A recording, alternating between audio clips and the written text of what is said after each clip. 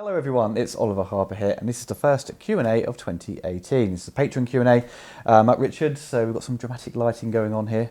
Richard's going to feed me the questions, so let's crack on with the first one. Rhys Davis asks, where did your interest in canon films come from? Mine was I just happened to watch the documentary one day because I love docs about the making of films. Have you seen The Empire of Dreams, the documentary about the making of the Star Wars trilogy that was out on the 2004 DVD set?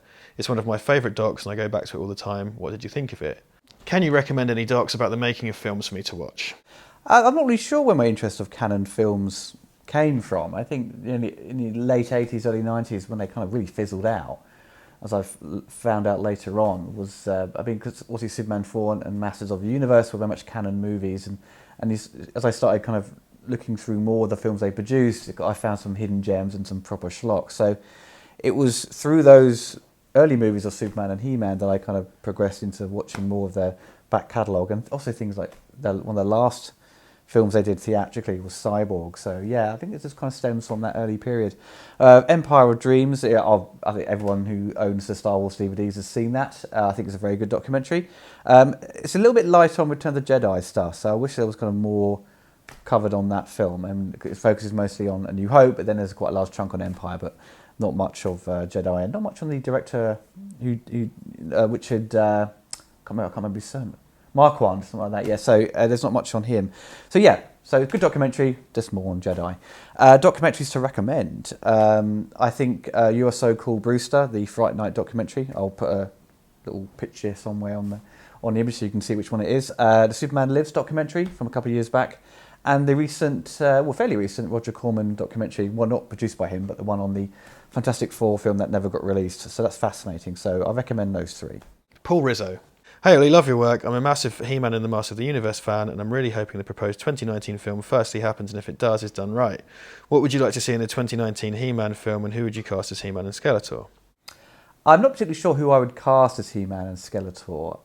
Skeletor would have to be someone in the vein of Frank Langella, someone very, comes from theatre and can do sort of big dramatic performances, things that are very over top.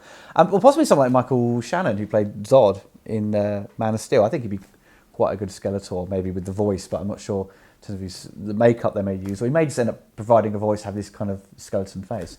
In terms of the way they're going to go with the new He-Man movie, the funny thing is, the last director who was attached to it, I think it was Mick G, and he had quite liked Gary Goddard's version of He-Man, the Master of the Universe live action film, and like what they did with that, he may have kind of gone in a similar vein to that movie, not sort of being a direct comparison, but I think sort of the sci-fi tech and kind of having more of it set on Eternia. So I would more than welcome, more than happily see them kind of take some of those core designs. If you look at the conceptual work of He-Man the movie, before, things obviously would change due to budget limitations, but take those concept designs and put them on the big screen, it would look fantastic. So yeah, I'd say take some of the ideas from the He-Man movie and sort of improve upon things that didn't work in that film. Whit Reese. Do you have any plans for retrospectives and or commentaries on the Lethal Weapon movies? If you had to pick one film that perfectly embodies and encapsulates the 90s, what would you pick? With the rising success of documentaries about troubled films such as The Death of Superman Lives, Doom, The Untold Story of Roger Corman's Fantastic Four, Electric Boogaloo and the upcoming Robodoc, which film or franchise would you most like to see a documentary made about next, and why? Lethal Weapon will happen, it's just trying to get around to doing them. I'm now this year going back through some of my back catalogue stuff, or like finding the ones where I covered a particular movie, it had a sequel, or I covered the sequel, I didn't cover the first one, so I'm kind of doing that at the moment. Lethal Weapon, yeah, I will do. It's certainly not out of the question. Obviously Rocky films I need to cover as well. In terms of a movie that encapsulates the 90s, it's a tough one, but I don't know. Possibly something like Batman Forever. It was such a mid-90s thing with all the advertising and the music, and it was just felt so 90s to me with what was going on in Hollywood. So yeah, definitely Batman Forever, I think. My opinion may change over time. And the third one, documentaries. I mean, as I said before, I'd like to see kind of a more expansive one on like the Terminator series. That would be really good. Cover, so the problems with those, with like the sequels, obviously, and trying to get directors' reactions to how the movie turned out and things like that. But I've already provided that answer before, but give you something different. So I don't know. I'm trying to think of a particular movie that would warrant expanding. I mean, there's loads of Van Damme movies that I'd like to know more about. And the sort of Time Cop would be quite good. To have a double bill, the Peter Hyams Van Damme movies like Time Cop and Sudden Death, something expanded on them, or I don't know, maybe something more detailed on the first Turtles movie, because there was a documentary called Turtle Power, I think, a couple of years ago. That was on Netflix, I believe, for a while, and that had a nice section on the movie. So I think something a bit bigger, more expansive, and I know Steve Barron's probably a bit fed up talking about Turtles now, but just try and do something a bit more detailed and covering all the points and interviewing all the actors who portrayed the Turtles and also did the voices and getting John Dupree to talk about the music. So yeah, maybe a documentary on the first Turtles film. Daniel Woodward. Hello, Oliver. Huge fan of your work for the last few years, and you're the first person on Patreon that I pledge money to. Thank you for all your hard work, and I hope you keep it up. How long do you think physical media's got left? I'm dreading the day when we go full digital, but I'd like to know from your perspective how much of a lifespan do you think it has left? Are you planning on reviewing the upcoming Criterion Blu-ray release of George Romero's Night of the Living Dead, which is coming out next month? Are there films that you think are terrible or at best mediocre, but have such great concepts, ideas and potential that you think it could do with a remake that takes full advantage of it and making it a way better film than the original?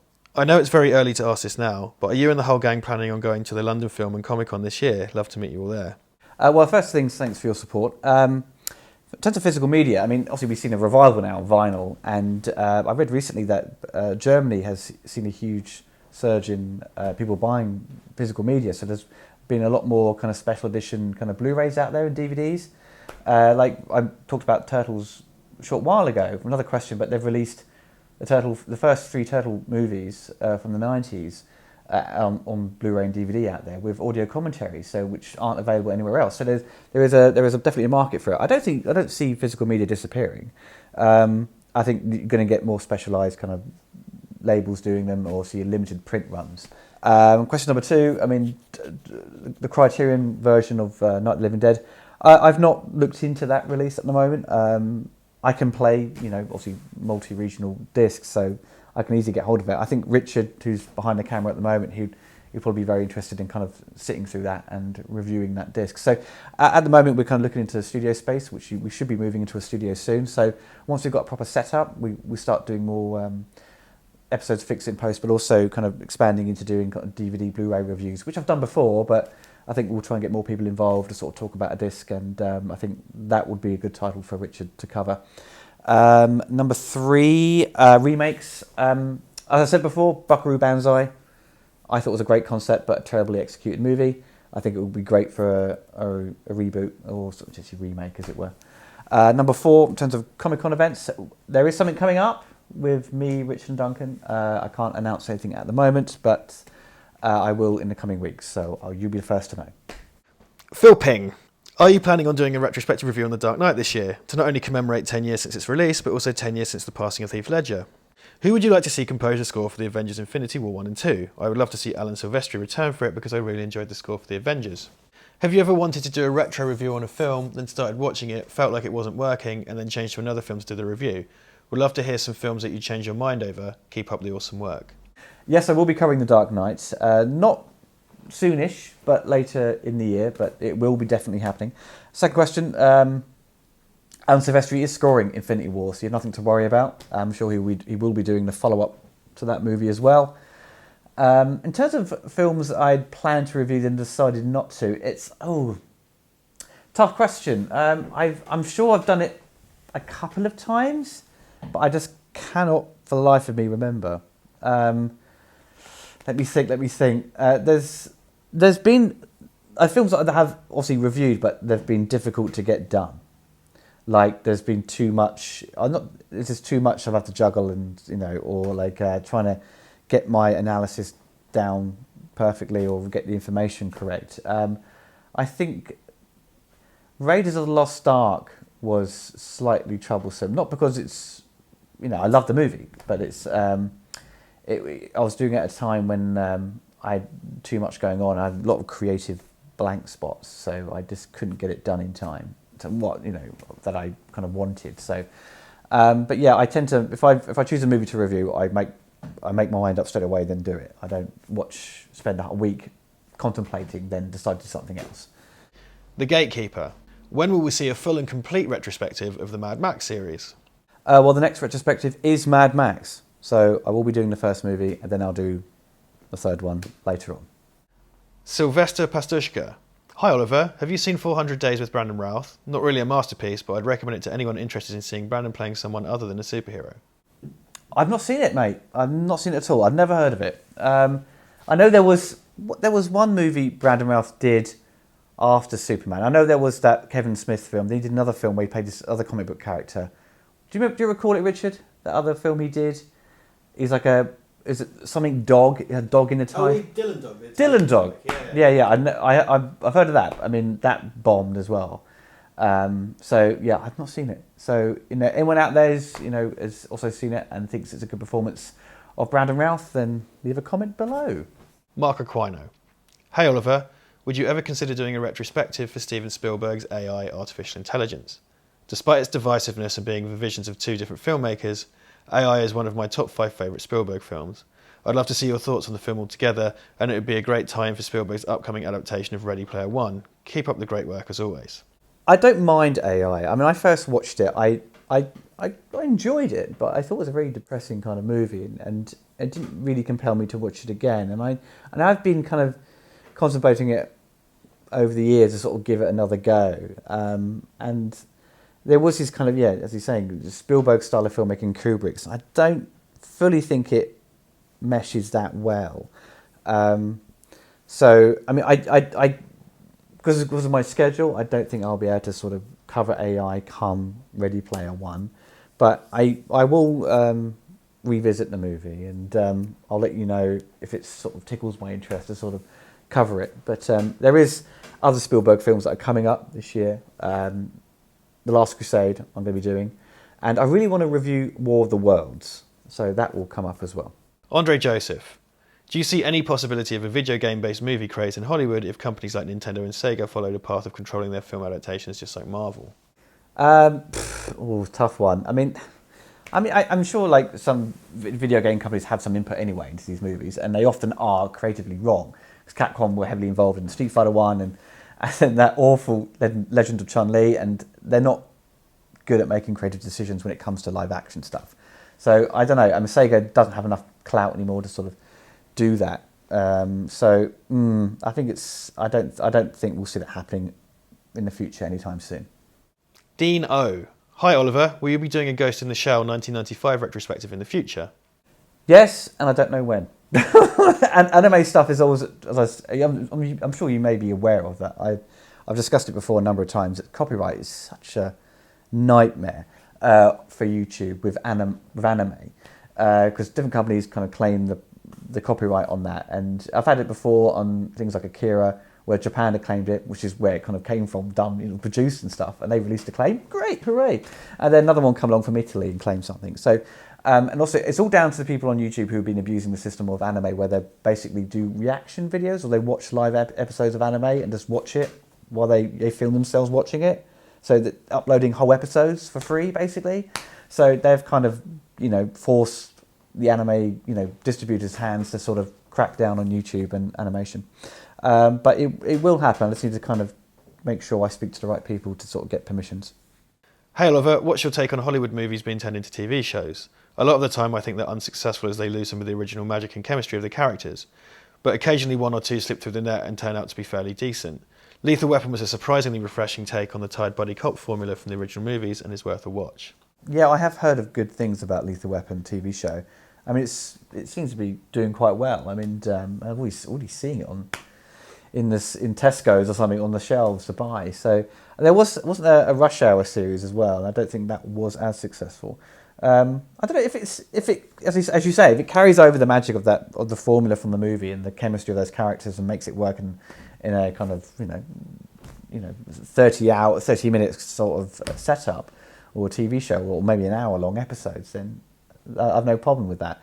But it's difficult to choose which ones would make a good TV show from a movie.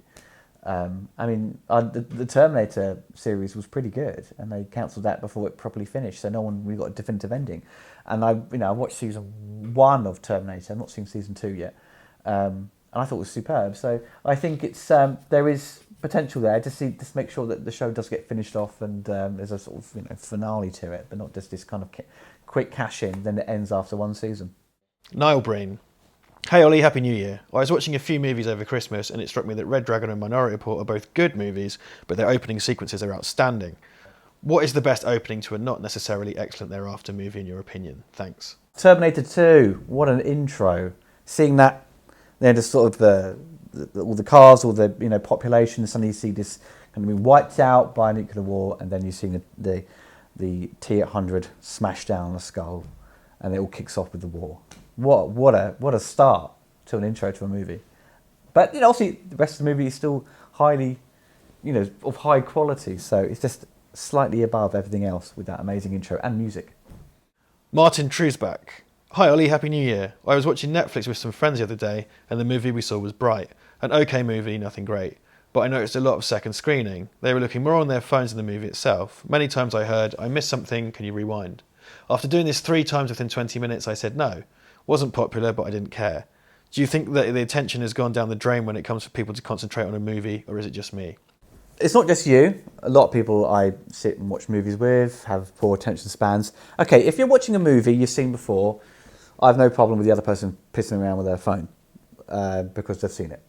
But if it's a new film and they've obviously never seen it, and they're within 15 minutes kind of just looking at their phone, then doing this and doing that, it's like, why watch the movie? It's a waste of your time. It just becomes this mentality of just movies becoming background noise, which you don't want. What's the point? Just play some music or something if instead of having a movie on. Just have the regular TV on in the background instead of going out and buying a film, then not watching it properly. So there is definitely a lack of attention with films and with the cinema, when you go to watch it, even before a film starts, even during the trailers, you can see people with their kind of phones on. So just have a rule, right? When people come over to watch a film, turn your phones off, or just, leave them somewhere so they can't piss around with them. But if you've seen it before, let them off. The Wolfman. Will you ever do a retrospective for The Phantom Menace? What are your thoughts on the movie Reign of Fire? Phantom Menace retrospective? No. I think I've answered this question before from other people. There's not much else to say on the prequels.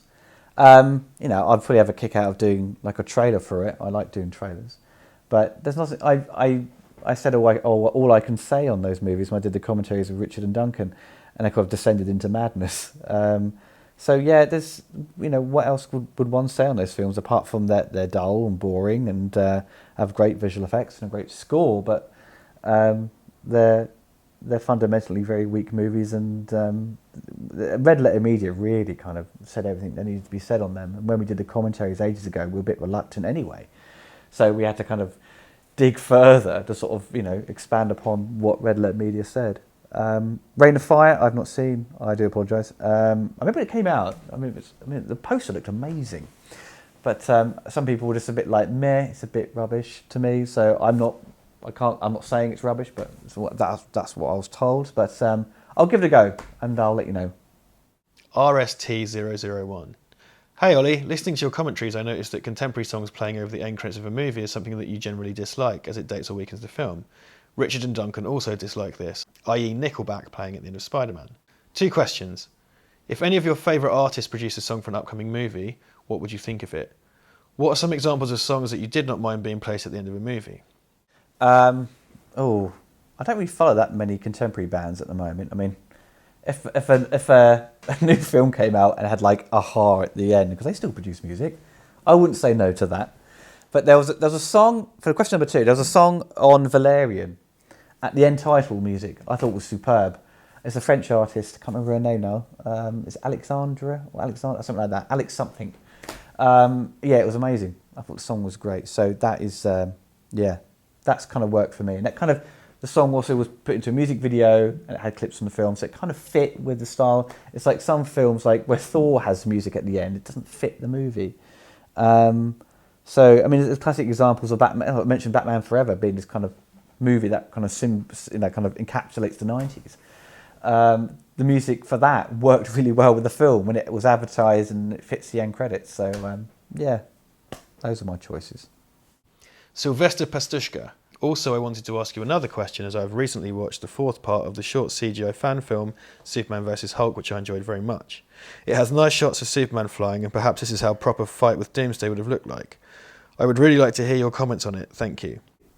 Yeah, the Superman vs. Hulk thing is really well done. They've spent years on these things. It's obviously part 4 now, and you look at the part 1 where Hulk looks more like the Hulk from, I think, the Ed Norton one, I think, and then it kind of goes more to like Louis Ferrigno, but they've maintained that Christopher Reeve is throughout all of them, which is brilliant. And if you look at the 4th one recently, the flying effects, I mean, some of it looks real, like when he's flying around doing stuff, it looks far better than what they even did in the recent movies of Superman. So yeah, I think they're fantastic, and I hope they continue doing them. Andre Griffin. Hi Oliver. I've recently been trying to branch out to different genres of film and have decided this summer to invest in the Western genre. I'm putting together a list of what is usually considered the greatest. Any recommendations to make? I'm not really an expert on Western movies, but I would say give Unforgiven a watch. Anything with Clint Eastwood being a cowboy, you're sorted, really. There's nothing else. I mean, obviously, there's tons of other Westerns, that was the sort of kept Hollywood going in the years ago. But I would say, yeah, Unforgiven. Will Holsclaw. Hey Oliver, in the previous Q&A you talked about movies you still wanted on Blu-ray that weren't yet released. This reminded me of a big one for me, The Abyss, which may in fact be my favourite James Cameron film. Are you a fan of it, and would you consider doing a retrospective before an HD version was readily available? Do you have an opinion concerning theatrical versus special edition versions? HBO aired the theatrical cut in a pretty nice HD transfer here in the States, and my wife and I have even kept it on our DVR for years now due to its scarcity. Yeah, well, The Abyss turned up on Netflix recently in HD, but it was the theatrical cut. Yeah, The Abyss is something I want to review, but I'm not going to review it till it comes out on Blu-ray, because if I review like the DVD copy, that's been around for years, the picture quality is not very good, and if I grab like an HD copy from somewhere else, it's a little bit it's a bit questionable where people say, where do you get that copy from? You know what I mean? So you have to do these things legitimately and buy the film and transfer it to your computer. So yeah, The Abyss is apparently going to be coming out. Cameron said he'd be working on The Abyss and True Lies. In terms of movies that aren't out on DVD and Blu-ray, yeah, both those movies aren't, and I'd love to own them. Also, Michael Mann's The Keep. I know it's a film that's kind of it's not finished properly. I mean, we know that the FX guy died during the making, and they couldn't finish a lot of the elaborate visual effects that he designed for the movie, and it's all kind of jumbled up, and it's scenes missing and stuff like that. Michael Mann doesn't like the movie, but I'd like to see it on Blu-ray because it's only available on widescreen laserdisc, and there's an HD. I think it's an HD copy or kind of upscaled version on Netflix that's kind of floating around. Omar Zambon. Hi Oliver, I've been watching your YouTube channel for just under 2 years now, and I've finally subscribed to your Patreon just a few days ago. My question is, what is your favourite film at the moment, and what do you think of the Oscar nominations? P.S. My favourite film at the moment is probably the Superman extended TV cut, as I enjoy the extra scenes which I've heard about but never seen before. Hello, Omar. My favourite film at the moment. Oh God. I mean, I'd always have a favourite films. My like top 3 or 5. Whatever. I mean, like love Ghostbusters, Superman the movie, and the Terminator and Aliens and things like that. But I don't know. It's a tough one. Let's just say, what was my kind of favourite film of 2017? I'd probably say Blade Runner 2049. And in terms of the Oscar nominations, I was disappointed that Wonder Woman didn't get a mention, and the director as well. Blade Runner only got nominated for the technical stuff. I think Denis Villeneuve should have been nominated as well as a director or Best Picture for Blade Runner. It's the Oscars. It's a bunch of snobs. They just give the awards to generally movies that no one's really going to watch, even though those movies are probably very well made and very good. But they often forget that what keeps Hollywood afloat are these movies like Wonder Woman and things like that, and they snub them. So I would say wait till you see the BAFTA nominations. They're generally a bit more on the ball with what should be nominated and what shouldn't.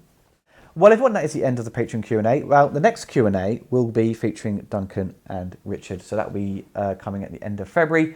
So leave a question below and I'll make sure they're put to the list. And obviously Patreon people will have first dibs on what to ask Duncan, Richard and myself.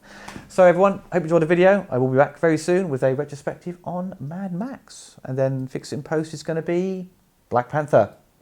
Okay everyone, take care and goodbye.